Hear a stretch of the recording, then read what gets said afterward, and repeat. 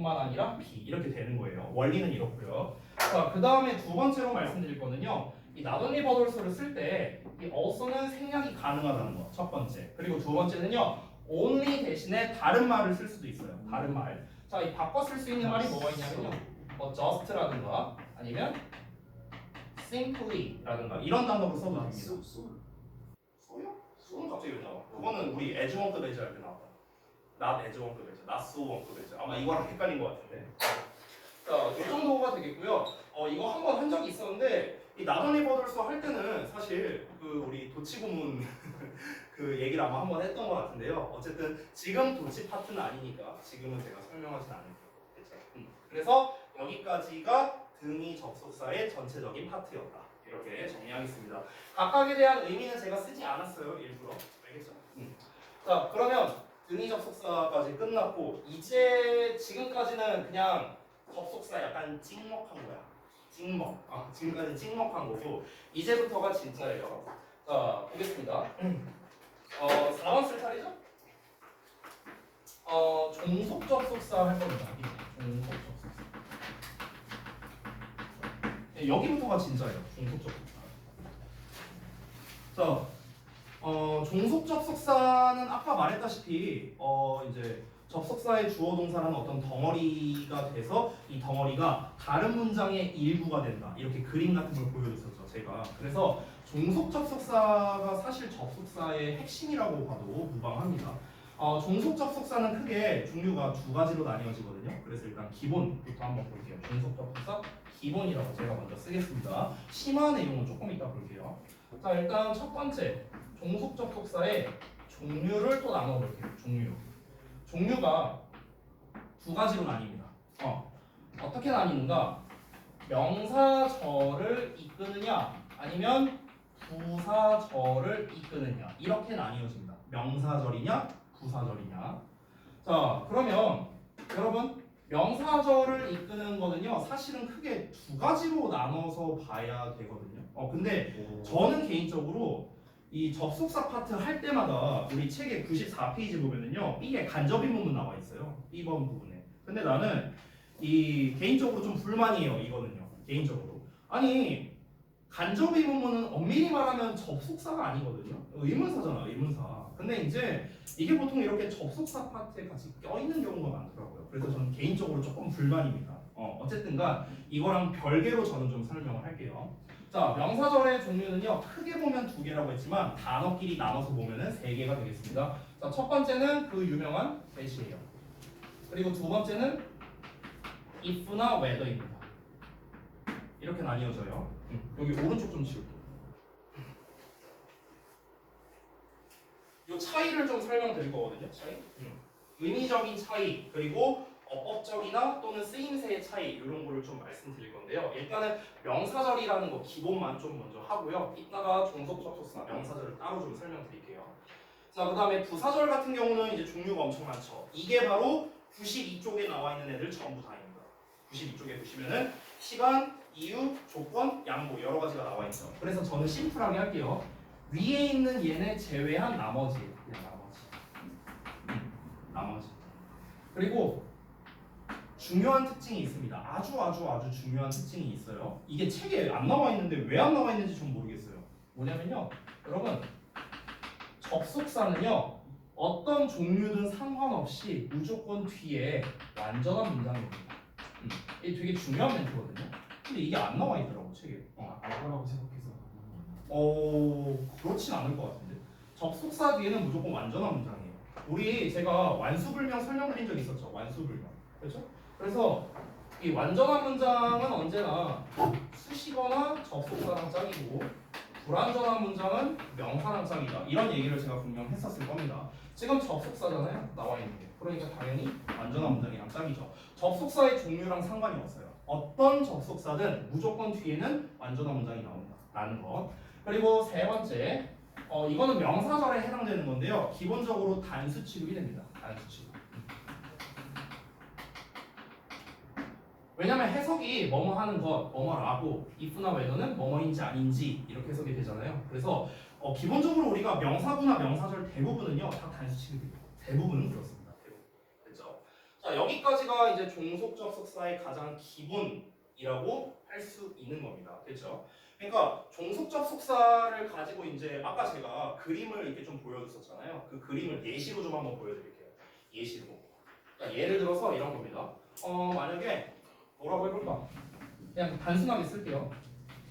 I know라는 문장이 하나 있어. 그리고 또 하나, 정말 쉽게 He is honest라는 문장이 있어. 이렇게 있어. 그럼 이제 요 두 문장을 연결을 할 건데 잘 보시면은 아래 문장은 이 형식에 완전하지만 위에 거는 no에 대한 목적어가 없어요. 즉 요 자리가 지금 빵꾸 뚫려 있는 거예요. 맞죠? 그럼 이제 이걸 어떻게 합치는 거냐? 잘 봐봐. 지금 얘가 이렇게 흰색 박스야. 아까 내가 그림으로 그려줬고 얘가 노란색 박스예요. 지금 여기 목적어 자리가 빵꾸 뚫려 있잖아. 그러니까 얘를 흰색으로 잡은 거야. 전부 다 있는 거는 노란색으로 잡은 거고. 그러면 이제 이 두 문장을 이제 연결할 때 이제 어떻게 하느냐? 우리가 I know라는 녀석을 쓰고 그 다음에 이 녀석을 이 자리에 그대로 집어넣는 거야. 그대로. 그럼 그대로 집어넣으면 he is honest가 되죠. 그렇죠? 그럼 이 녀석 사이 이제 뭘 쓰는 겁니까? 이때 바로 that이라는 녀석을 이렇게 써주는 거야. 됐어요? 아 파란색으로 쓸게요. 이렇게 쓰는 거죠. 그럼 이제 아까 전에 제가 그렸던 그림을 한번 볼래요?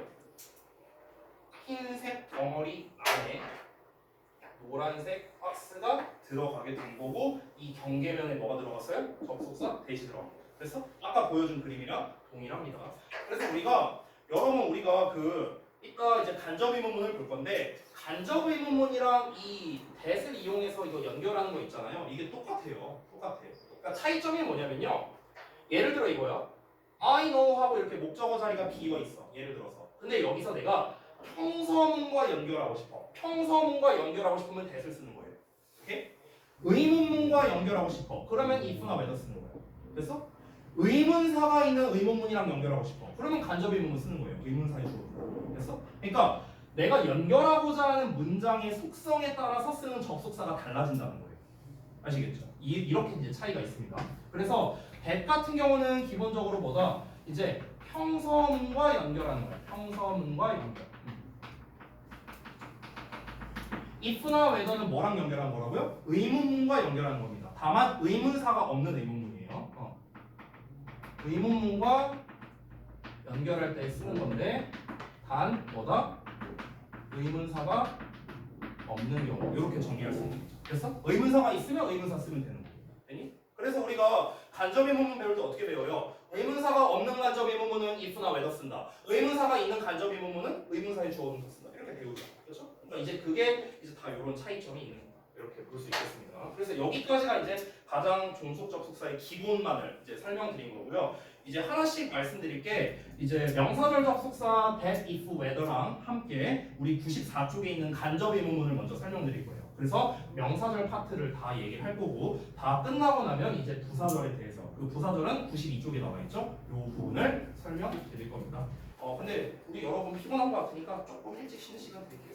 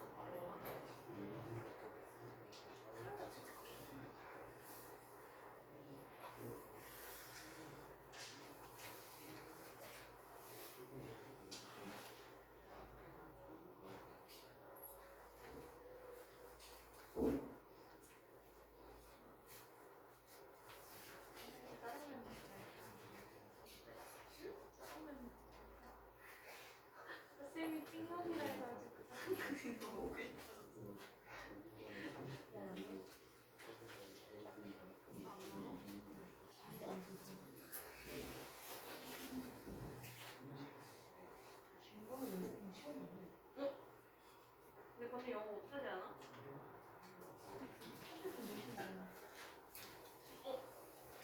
나도 공부하고 나 심리 그래? 나 만나니까 그냥 직접 먹으면 못해 고사한테 그래. 이거는 의미가 아니지. 남자를 위해서 세 마리 그걸 들어있다니. 어? 누구? 김용식 그렇게 혹시 이착하잖아. 신승이야 그거는. 누구로? 신승이 그거는. 센스냐? 신승이는 원래 있었지. 김용식은 새로 1시간에 끝났거나 유정현이랑 다니셨어? 1시간. 아 이렇게 보자. 이렇게 그 연애하는 애 되게 예쁘게 생긴 남자 만났었잖아. 혹시 되게 착하잖아. 싫어. 너는 또 착해. 친하지 않아? 이거는 착해. 됐어. 가만히 이거는. 하나 안 돼. 나한테 착해. 그냥 내가 안 돼. 안 돼요. 연락도 안 해.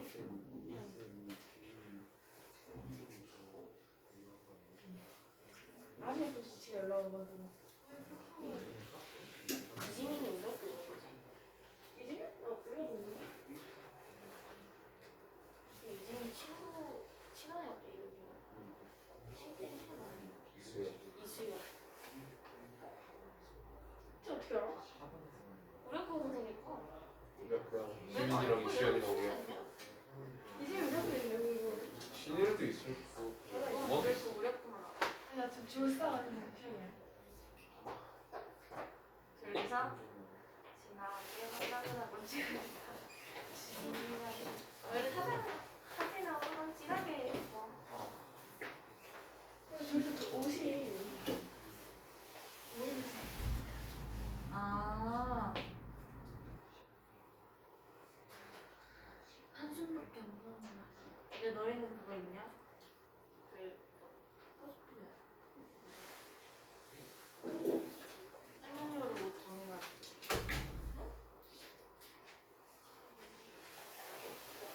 내가 오늘 공부 먹고 싶어 있어. 이거 제일 나빠. 공부 쓱 보더니 그래도 엎어지네. 다 쓴다. 알아서 일어났네. 밥팩이. 밥 먹어요? 응? 밥 먹어요? 아니 뭐 먹으면 뭐. 가는 분들을 생각하고 있을지 이렇게 고민 중이거든요. 저 그냥 여기 그냥 가서 저기 파스타 먹을 거예요. 정정? 아니 여기 미테리 가서 파스타 먹을 거예요. 테리가 어디? 여기 근처에 있어요. 파란색 문. 거기 본죽인가 거기 옆에 아 있어요. 알아요. 네. 전 거기 가서 먹을 거예요. 네. 먹을 건데 이따가 몇 시냐? 7시 한 반쯤? 그때 이제 나갈 거거든요. 그래서 가실 분 편하게 오세요. 다 사줄게요. 어디 가요? 아니 여태까지 얘기했잖아. 뭘 어디 가면 본점 같이 가. 옆에 여태까지 얘기했는데. 본점 옆에 파스타집. 아무나 오셔도 돼요. 아무나. 근데 단 주의점이 있어요. 친구는 데려오지 마세요. 생각하고 있었는데 그거 물어보랬는데. 아니야. 친구는 데려오지 마세요. 우리 반만. 나는 우리 반만. 근데 이제 만약에 갔는데 자리가 없다. 그러면 뭐 쫑이죠. 쫑. 자리 없으면 쫑. 아니 없을 수도 있죠. 왜냐면 그때 한창 밥 먹을 시간인데. 서서 먹는데요. 아니 테이블이 없는데 뭘 서서 먹어. 서서 파스타는 혹시나 먹을 거야? 모르겠어. 모르겠어. 서서 피자를. 아니 어쨌든 전 가서 밥 먹을 거니까. 네. 저기 뭐야. 비싼 거 시켜. 거기 뭐 비싸봤자 그냥 소고기 한 팔아요. 한 인당 10,000원? 아니 인당 세트를 하나 시켜. 먹방 찍으러 가? 갑자기 모여서 레이저 그놈의 좀 인당 뭐 A 정우야. 세트, 뭐 B 세트. 정우야. 이 생각이 없어졌어요. 일단 안 될 거거든. 생각이 없어졌어. 갑자기 사주고 싶은 생각이 싹 사라지는데. 물가에 만원 네가 그러면은 네가 10,000원씩 싸보든가. 지가 사는 것처럼 얘기하고 있어. 지가 사는 거. 야 인당 10,000원이어도 10만 원이에요. 네가 10만 원 들고 와서 사든가.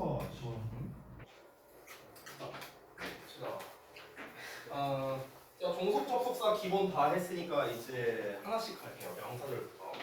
그래서 제목을 명사절 접속사. 쓰겠습니다. 명사절 접속사. 이제 종속 접속사예요.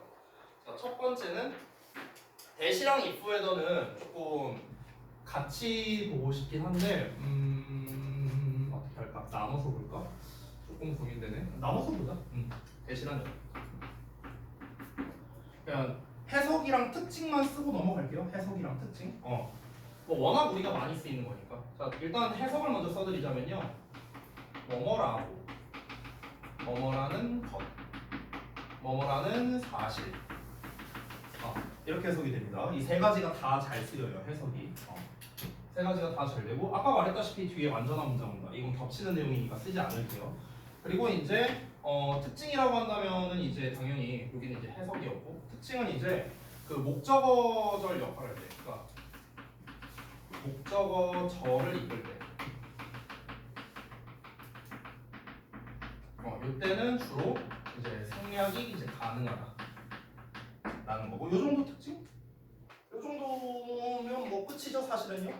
물론 동격 접속사들도 있지만 그 내용은 생략할게요. 그러니까 요 정도 대세에 대한 거는 뭐 이렇게 깨질 것 같습니다. 그 다음에 if 헤더를 볼게요. 이 if 헤더는 조금 중요한 게 시험에 잘 나와요. 특히 if는 중3 1학기 그것도 중간고사 시즌 있죠. 여러분 첫 시험 때 그때 좀 잘 나오거든요. 전통적으로 잘 나왔던 게 오마중이었어요. 그러니까 참고로 알아주시고. 네. if랑 whether. 자, 의미는 뭐 아까 말했다시피 뭐뭐인지 뭐 아닌지라는 말은 이제 생략되기도 하는데요. 이제 중요한 게 있습니다. 얘네들은요 특징이 있는데 그 특징을 조금 나눠서 쓸게요. if와 whether의 차이점이 있거든요. 그 차이를 좀 분석하면서 가볼게요. 그러니까 우리가 통상적으로는 if나 whether를 바꿔 쓸 수 있어요. 근데 단 목적어 역할을 할 때만 바꿔 쓸 수 있고요. 이 if 같은 경우는 목적어 역할만 가능합니다. 좀 더 정확하게 쓸게요. 인사의 목적어 역할만 가능합니다. 인사의 목적어 역할만 가능. 그러니까 나머지는 불가능해요. 주어로 안 되고요, 보어로도 안 되고요, 전치사의 목적어로도 안 돼요. if는요. 그러니까 동사의 목적어 역할만 가능합니다. 알겠죠? 그래서 우리가 보통 이 if가 중3 1학기 때 시험에 어떻게 나오냐면요. if에 밑줄 쳐놓고 쓰임새가 같은 거 골라라 다른 거 골라라 이런 문제로 잘 나와요. 이런 문제로. 그러면 이제 우리가 아시다시피 if가 뭐뭐인지라는 뜻 말고 만약에라는 뜻도 있잖아. 조건의 if도 있잖아요. 부사절. 그러면 이제 이렇게 구분하시면 돼요. 만약에 if가 문장 맨 앞에 나왔어. 그럼 이거 뭐야? 그냥 무조건 뭐뭐 한다면 됐어? 왜냐면은 if가 맨 앞에 나왔을 때 주어 역할을 할 수가 없으니까요. 알겠죠? 그러니까 if가 앞에 나왔다는 것 자체가 부사절이라는 소리예요. 알겠죠? 그래서 if가 중간쯤에 나온 것만 우리가 잘 구분하시면 되고요. 그 다음에 whether. whether 같은 경우는요, 얘는 이제 좀 특징이 몇 개가 있어서 좀 나눠서 쓸게요. 첫 번째는 뭐냐면 모든 역할 가능합니다. 주어, 보어, 목적어, 전치사의 목적어 모두 가능합니다. 모두 가능하고요. 그 다음에 이 whether 같은 경우는요, 우리가 보통 뭐뭐인지 아닌지로 해석할 때 or not을 쓰잖아요. or not, 그렇죠? 근데 if는요, 이 whether는요, or not이 바로 붙어 있는 상태에서도 가능해요. 그러니까 이게 무슨 말이냐면은 잠깐 여기 좀 지워볼게.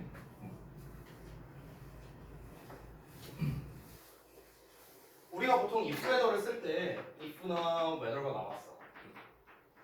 뒤에 주어 동사 어쩌고 나올 거 아니야. 그러다가 맨 뒤에 or not 이렇게 나오죠, 그렇죠? 그럼 얘가 뭐뭐 하는지 아닌지 이렇게 되는 거잖아, 그렇죠? 근데 이 or not이라는 녀석이요, 그러니까 if를 쓰든 whether를 쓰든 이 or not이 뒤에 붙는 경우는 상관이 없다는 거예요. 둘 다 가능하다는 거예요. 둘 다 가능한데, 근데 이 녀석을요, whether의 경우에는요, 이걸 붙여서 쓸 수 있다는 거야. 즉 무슨 말이냐면,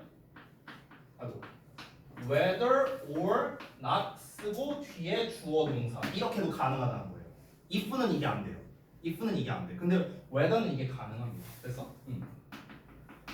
if는 불가능. 그렇죠?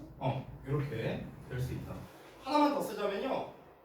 이 whether 같은 경우는 어쨌든 WH로 시작하니까 의문사랑 약간 비슷한 속성을 가지고 있거든요. 그래서 우리가 예전에 투부정사 할 때 의문사의 투부정사 한 적이 있었잖아요. 이런 것처럼요. whether도 whether 투부정사가 가능해요. 그래서 투부정사 할지 말지 이렇게도 쓸 수가 있습니다. 그래서 whether to 동사원형 이것도 가능하다는 거예요. if는 당연히 안 됩니다. if to 동사원형은 안 돼요. 알겠죠? 그래서 whether라는 녀석이 훨씬 더 범용적으로 쓰인다라고 생각하면 될 것 같아요. whether가 훨씬 더 범용적이고 if는 딱 하나 동사의 목적어 역할만 가능하다. 요것만 여러분이 좀 챙겨가시면 되겠습니다. 그래서 여기까지가 이제 명사절 접속사 that과 if, whether 요거를 설명한 거고요. 그리고 간접 의문문을 좀 설명드려야겠죠. 간접 의문문. 자, 이 간접 의문문은 우리 책 기준으로는 94쪽에 이제 나와 있습니다. 그래서 일단 기본 틀을 좀 먼저 보여드릴 거고 특이한 사항도 역시 좀 나눠서 설명드릴게요. 자, 간접 의문문은 뭐냐면요. 우리가 아까 그림으로 그렸을 때 그림으로 표현하면 이거예요. 아까 우리 이런 그림 그렸었죠. 이렇게. 그러면은 이 파란색 문장이 의문문인 경우예요. 의문문인 경우. 그럼 이렇게 합쳤을 때 어떻게 됩니까? 파란색이 요 안에 이렇게 들어가게 되는 거고 요 자리에 이제 뭐가 들어갑니까? if, whether나 또는 의문사가 들어가는 거죠. 그래서 요런 어순이 된다. 자, 근데 이제 여기서 중요한 게 우리가 이제 여러분이 간접 의문문을 배워보셔서 알겠지만 사실 간접 의문문의 핵심은 뭐예요? 의문사의 주어 동사라는 어순이 중요한 거잖아. 그래서 그게 가장 중요하겠고요. 일단 개념부터 한번 써볼게요. 개념부터. 간접 의문문의 개념은요 말 그대로 간접적인 의문문이란 뜻이잖아. 그러면 간접적인 의문문이란 게 뭐냐면 대놓고 뭔가를 질문을 하는 게 아니라 우회적으로 표현하는 의문문이라고 보면 돼요. 그래서 이 미국 사람들 같은 경우는 지극히 개인주의 사회다 보니까 이 간접 의문문을 굉장히 애용합니다. 그러니까 다짜고짜 물어보는 게 아니야. 다짜고짜 How old are you? 너 몇 살이야? 이렇게 물어보는 거는 굉장히 신뢰가 되는 질문일 수 있거든요. 그러니까 이거를 돌려서 말하는 거죠. 아, 그 몇 살이신지 제가 좀 궁금하네요. 이런 식으로 좀 이제 우회적으로 표현하는 거. 이게 이제 간접 의문문입니다. 그래서 간접 의문문은요 의문문을 우회적으로 표현하는 방식을 말하는 거예요. 의문문을 우회적으로 표현. 이거는 이제 표현상의 개념이 되는 거고 어법상의 개념으로 보자면요. 어법상의 개념은 의문문을 다른 문장의 일부가 되도록 대입시키는 겁니다. 그래서 의문문 문장을 여기 봐봐 파란색의 의문문 문장 있지? 이거를 어떻게 했습니까? 다른 문장의 일부분이 되도록 대입시키는 구조. 그래서 이게 이제 간접 의문문이 되는 거죠. 자, 그래서 이제 종류가 이제 두 가지가 있겠죠? 두 가지는 당연히 뭐겠습니까? 의문사가 있냐 없냐의 차이일 거 아니에요? 의문사가 있냐 없냐. 의문사가 있는 버전 그리고 의문사가 없는 버전 이렇게 두 가지로 나뉘겠죠. 그럼 의문사가 있을 경우에는 이제 우리가 잘 알다시피 가장 유명한 의문사의 주어동사라는 어순으로 쓰고요. 의문사가 없다면은 아까 우리가 말했던 if나 whether를 쓰고 뒤에 주어동사를 씁니다. 이렇게 정리할 수 있겠죠. 여기서 가장 중요한 건 뭡니까? 요 어순이에요. 어순 중요하다. 이렇게 볼 수 있겠고 추가로 이제 해석까지 말씀드리면 요 주어 동사를 해석할 때 있죠. 요 주어 동사 요 주어 동사를 해석할 때는요. 주어가 동사 하는지 이렇게 해석하면 됩니다. 주어가 동사 하는지. 그래서 만약 when이 나왔다. 언제 주어가 동사 하는지. where 어디서 주어가 동사 하는지. if나 whether가 나왔다면 주어가 동사 하는지 안 하는지. 그렇죠? 이렇게 해석이 되면 되겠죠. 자, 그래서 간접 의문문의 개념, 종류 이 정도는 봤는데 사실 문제가 뭐냐면요. 얘는 문제가 없어요. 왜냐하면 의문사가 없을 때 그냥 if, whether 쓰고 원래 어순으로 쓰면 되니까. 근데 이 간접 의문문이 왜 시험에 잘 나오냐면요. 두 가지 이유 때문에 잘 나옵니다. 두 가지 이유. 첫 번째는 뭐냐면요. 원래 의문문이었던 걸 평서문 어순으로 써야 되잖아요. 평서문 어순. 근데 요때 실수를 많이 해요. 학생들이. 잘하는 학생도 요때 실수를 많이 합니다. 이게 첫 번째 문제점. 실수를 많이 하기 때문에 시험에 많이 낸다. 이게 첫 번째고요. 그 다음에 두 번째는 뭐냐면 의문사의 종류에 따라서 뒤에 나오는 어순이 달라질 수가 있어요. 이것 때문에 두 번째로 시험에 잘 나오는 거죠. 그래서 사실 의문사가 없는 버전의 경우는 아까도 잠깐 얘기를 했으니까 여기는 넘어가고요. 의문사가 있는 의문문, 간접 의문문 요거를 좀 더 중점적으로 볼게요. 자, 여기 좀 지우겠습니다. 4번을 쓸게요. 4번 동그라미 4번을 쓰고요. 여기다가 똑같이 제가 제목에 간접 의문문이라 쓸 건데 괄호 열고 의문사가 있는 경우 한자 안 쓸게요. 자, 의문사가 있는 경우로 나눠서 보겠습니다. 보자. 이거 한번 얘기한 적이 있었는데 우리가 조금 오래돼서 기억이 안 날 수도 있거든. 그래서 의문사 종류를 먼저 한번 짚고 넘어갈게요. 의문사 종류. 의문사의 종류. 자, 의문사 종류를 저는 세 가지로 나눌 겁니다. 세 가지로. 일단 의문사 하면 우리가 WH로 시작한 애들이죠. 육하 원칙에 해당되는 애들. 누가 언제 어디서 무엇을 어떻게 왜 얘네들이 되는 거죠. 자, 보자. 일단은 who, what, which 이렇게 볼 거예요. 첫 번째. 그 다음에 두 번째는 what, which 이렇게 쓸게요. 똑같은 애들인데요? 네, 똑같은 애들인데요. 쓰임새가 달라서 이렇게 쓴 거예요. 세 번째는요. when, where, why, how입니다. 저는 이렇게 세 종류로 나눠 쓸게요. 세 종류로. 자, 이렇게 세 종류로 나눠 쓴 거의 이제 기준이 뭐냐면요. 맨 위에 쓴 녀석들은요. 이게 이 세 가지가요. 품사가 달라요. 품사가. 여러분 우리 영어의 8품사, 명사, 대명사, 동사, 형용사, 부사, 전치사, 접속사, 분탄사 8개 중에서 의문사랑 품사는 없잖아요. 그렇죠? 그래서 이 각각의 단어는요. 품사를 가지고 있습니다. 그래서 요 녀석의 품사가 뭐냐? 얘는 대명사, 여기는 형용사, 여기는 부사예요. 그래서 우리가 정식으로 의문 대명사 이렇게 부릅니다. 의문 대명사. 자, 얘는 의문 형용사가 되고요. 아래 거는 의문 부사가 되는 겁니다. 의문사의 종류가 이래요. 자, 그러면 여러분 잘 봐야 되는 게 의문 대명사는 이름에 써 있다시피 어쨌든 명사거든요. 대명사잖아. 그렇죠? 그럼 이제 얘는 문장에서 주어나 보어나 목적어 역할을 하겠죠. 요걸 일단 인지하고 있어야 돼. 첫 번째. 그 다음에 두 번째. 얘는 형용사니까 뒤에 누굴 꾸며주겠습니까? 당연히 명사를 꾸며주겠죠. 그렇죠? 그래서 해석이 어떻게 되느냐? what은 무슨 이렇게 해석되고 which는 어느 이렇게 해석이 되죠. 그렇죠? 자, 그 다음에 의문부사 같은 경우는 주어나 목적어나 보어 역할을 하지도 않고 주로 동사나 형용사를 수식하는 역할을 하겠죠. 그래서 의문부사 뒤에는 어떻게 나옵니까? 그냥 평범하게 주어 동사 이렇게 나온다. 이렇게 볼 수 있겠습니다. 의문대명사의 경우에는 두 가지 버전이 오겠죠. 뒤에 바로 동사 이렇게 나오거나 아니면 주어 동사 이렇게 나오거나. 맞죠? 왜냐면 얘가 주어일 수도 있잖아. 얘 자체가 주어면은 뒤에 동사가 나올 테고 얘가 만약 보어나 목적으로 쓰인다면 뒤에 주어 동사가 나오고. 그렇죠? 그래서 의문사의 종류에 따라서 지금처럼 뒤에 나오는 구조가 달라진다. 근데 여기에서 우리 항상 의문사 같은 거 배울 때 특이사항이 있잖아요. 뭡니까? how라는 놈이죠. how. 우리가 이 의문사를 보면은요. 다 WH로 시작하는데 how만 WH로 시작 안 해요. 그래서 맨날 얘만 특이한 게 있어요. 맨날. 여러분이 이미 배웠을 테지만 제가 미리 좀 얘기해 주자면 자, 여러분 관계부사 배운 적 있죠? 관계부사. 그럼 관계부사에서 how는 the way와 함께 쓸 수 없다. 이런 거 배우죠. 그렇죠? 그러니까 how만 특이한 거야. 복합관계부사라는 애도 있거든요. 복합관계부사. 복합관계부사는 우리가 how에다가 ever를 붙여요. 이렇게 ever를 붙이는데 그래서 실제로 whatever, whenever, 뭐 whichever 여러 가지가 있는데 얘만 특이해요. however가. however는요. 뒤에 형용사나 부사가 나오고 그 뒤에 주어 동사가 나오거든. 그러니까 얘만 특이한 게 항상 있는 거야. 알겠죠? 당연히 의문사 how에서도 이제 특이한 점이 있습니다. 바로 무엇이냐면 how 뒤에 바로 주어 동사가 오는 경우가 있고요. 아니면은 how 뒤에 형용사나 부사가 나오고 그 뒤에 주어 동사가 오는 경우가 있다. 요거죠.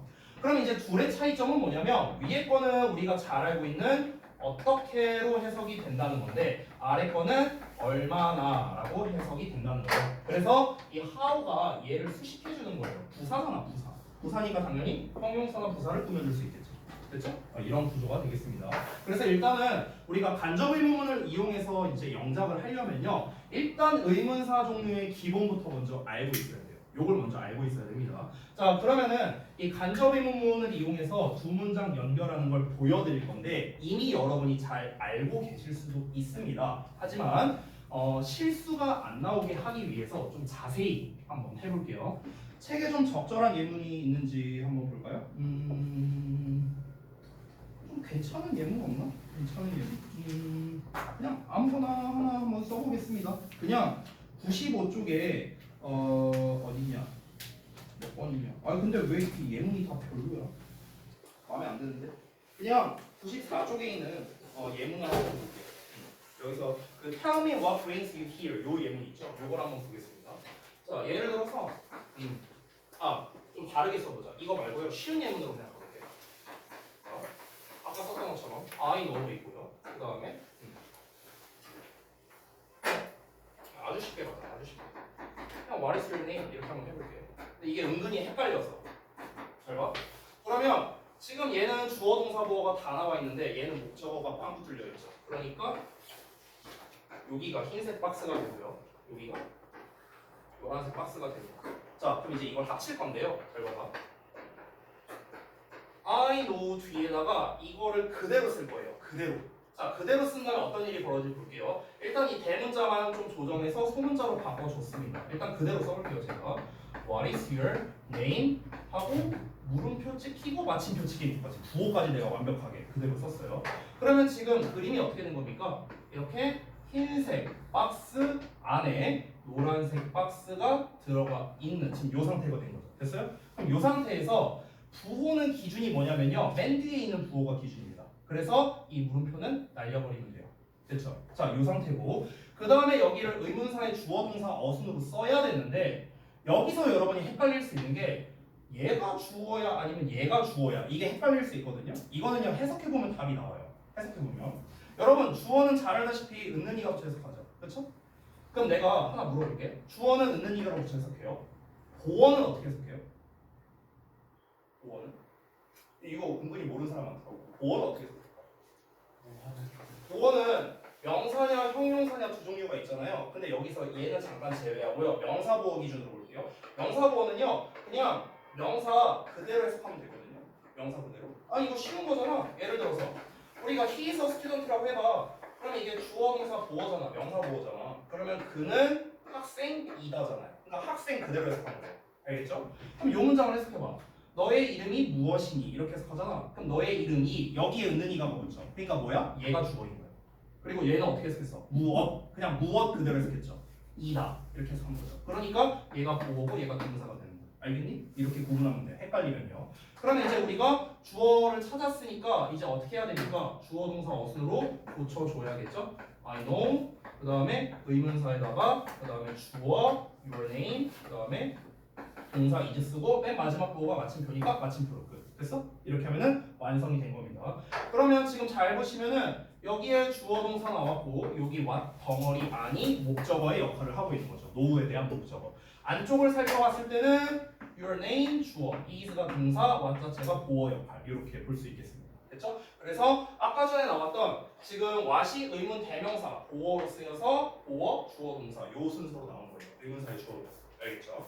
자, 책에 나와 있는 예문은 좀 다릅니다. 책에 나와 있는 예문으로 한번 볼게요. 자, 비슷하게. 자, 하나 더 보시면요. 첫 번째가 tell me 이렇게 나와 있어. 그 다음에 두 번째가 what brings you here 이렇게 나왔거든요. What brings you here? 뭐예요? 이렇게 나왔어요. 아, 의문문이죠. 자, 그래서 어떻게 하면 되겠습니까? 여기서는 지금 어디가 빵꾸 뚫려 있냐면 요 자리가 빵꾸 뚫려 있어요. 왜냐면 나에게 뭐뭐를 말해줘. 직접 목적어가 빠져 있죠. 그래서 어떻게 할 겁니까? 아까랑 똑같이 할 겁니다. 똑같이 요 덩어리를 여기다 집어 넣을 거예요. 소문자로 맞춰서 쓰고요. 그 다음에 그대로 쓸 겁니다. What brings you here 쓰고 물음표 마침표. 자, 끝에 있는 게 마침표니까 요 물음표는 제거해버리면 되겠고 요 안쪽에 있는 거를 의문사의 주어 동사 어순으로 쓰면 되겠죠. 자, 우리가 요 문장을 해석해봤을 때 여기에 너가 무슨 일로 왔는지 나에게 말해줘 이런 뜻이거든요. 의역을 하자면요. 그러면은 무엇이 너를 여기에 데려다 놨느냐 이거잖아. 직역하면 무엇이 여기에 너를 데리고 왔느냐 이거죠. 그럼 무엇이 데리고 왔는가 얘 자체가 주어네요. 그럼 봐봐 의문사야. 근데 동시에 얘가 주어예요. 그러니까 뒤에 동사가 나온 거죠. 아까와 같은 어순입니다. 의문사, 주어, 동사 요 어순으로 나오게 된 거죠. 됐어요? 그래서 이러고 끝입니다. Tell me what brings you here? 마침표 이러고 그냥 끝나는 거죠. 됐죠? 자, 그래서 중요한 건 뭐냐면 어떤 의문사가 나오느냐에 따라 뒤에 좀 약간 형태가 달라질 수 있다. 요거에 좀 주의를 하자라는 겁니다. 됐죠?